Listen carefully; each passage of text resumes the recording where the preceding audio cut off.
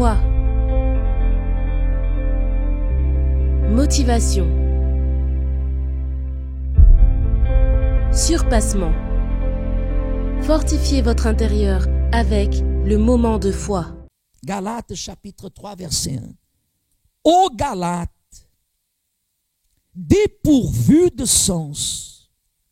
Regardez comment Paul il parle aux Galates. Ô Galates, dépourvus de sens. Qui vous a fasciné? Qui vous a fasciné? Vous, aux yeux de qui Jésus-Christ a été peint comme crucifié. Voici seulement ce que je veux apprendre de vous. Est-ce par les œuvres de la loi que vous avez reçu l'Esprit ou par la prédication de la foi? Êtes-vous tellement dépourvus de sens? Après avoir commencé par l'Esprit, voulez-vous maintenant finir par la chair? Avez-vous tant souffert en vain? Si toutefois c'est en vain.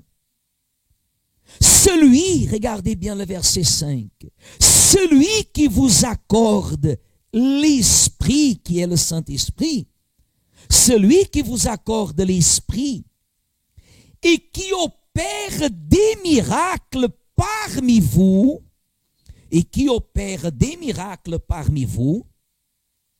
le fait-il donc par les œuvres de la loi ou par la prédication de la foi?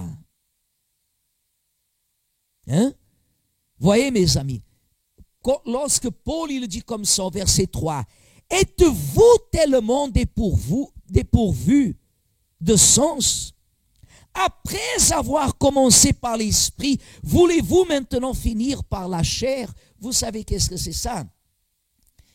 Quand vous arrivez à Jésus, quand vous arrivez par exemple à l'église, et vous connaissez la parole de Dieu, et vous commencez à prendre connaissance de ce qui plaît à Dieu, de ce qui ne plaît pas à Dieu, vous commencez à vous investir dans les choses de l'esprit.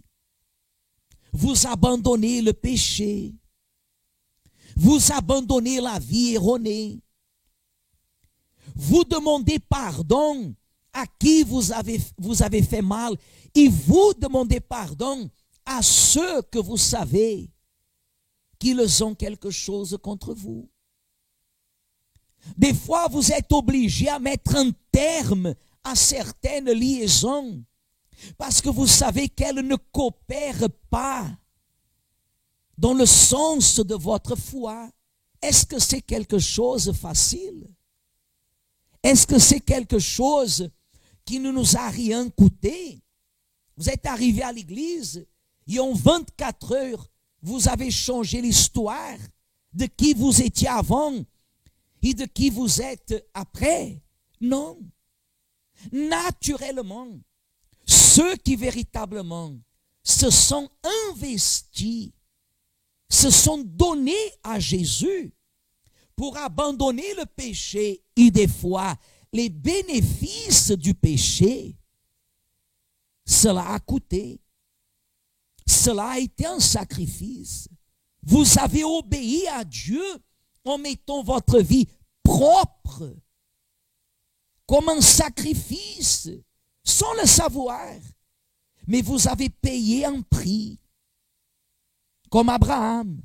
Abraham, à l'époque Abraham, quand il a obéi à Dieu, il a abandonné sa patrie, la maison de son père. Il a abandonné, il a laissé son père. Il avait laissé son père, la maison de son père. À ce moment-là, il a payé un prix. Dans la Bible, ce n'est pas écrit ce qu'il a senti, ressenti, parce que la Bible n'est pas un livre de sentiments, est un livre de foi. La parole de Dieu, c'est la foi. Abraham, certainement, il a senti la douleur. Il a obéi. Il a obéi.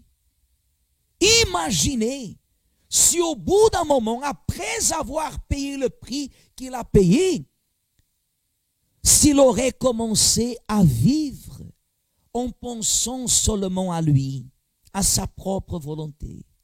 Parce que c'est comme si elle connaît déjà Dieu, elle connaît la Bible, elle a mis sa vie en ordre, et maintenant elle vit dans sa grâce.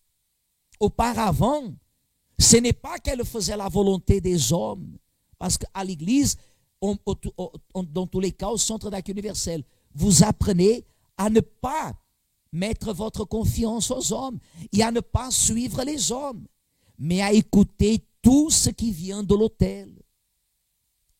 Combien de fois on a parlé avec quelqu'un comme ça, vous devez faire comme ça, et elle a fait comme ça. Mais au bout de 10 ans, 15 ans, quand on dit comme ça, vous devez demander pardon. La personne ne demande pas pardon. Parce que maintenant, elle est maître d'elle-même. Elle fait les choses à sa tête. Elle fait les choses à sa volonté. Voyez une chose qu'Abraham ne faisait pas. Voyez une chose qu'Abraham ne faisait pas. Pendant toutes les années qu'il a obéi à Dieu, il n'a pas marché de cette façon. Pourquoi? Parce qu'il vivait dans une obéissance sacrificielle. Il vivait dans une obéissance qui était toujours actualisée. Ce n'est pas le genre de personne qui dit comme ça, moi j'obéis à Dieu depuis 1990. Je me suis fait baptiser d'eau, j'ai même un diplôme chez moi. La personne, elle dit, j'obéis à Dieu dès 1990. Non, nous obéissons jour après jour. Mon obéissance d'hier est passée. Si je désobéis aujourd'hui, demain je vais récolter ce que j'aurais semé aujourd'hui. Et c'est pour ça que nous parlons qu'aucune situation ni aucune circonstance peut justifier le fait que quelqu'un commence à obéir à sa propre manière.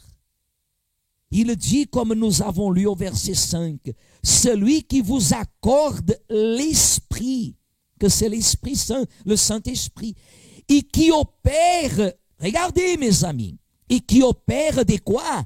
Des miracles parmi vous. Il y en a ceux qui ne croient plus aux miracles. Bon, ils ont leur droit. Chacun croit à ce qu'ils veulent. Mais c'est écrit dans la Bible. C'est écrit dans la Bible. C'est écrit ici, verset 5 dans votre Bible. Celui qui vous accorde l'Esprit et qui opère des miracles parmi vous, ne fait-il donc par les œuvres de la loi? Le fait-il donc par les œuvres de la loi ou par la prédication de la foi? C'est ça qui fait la différence.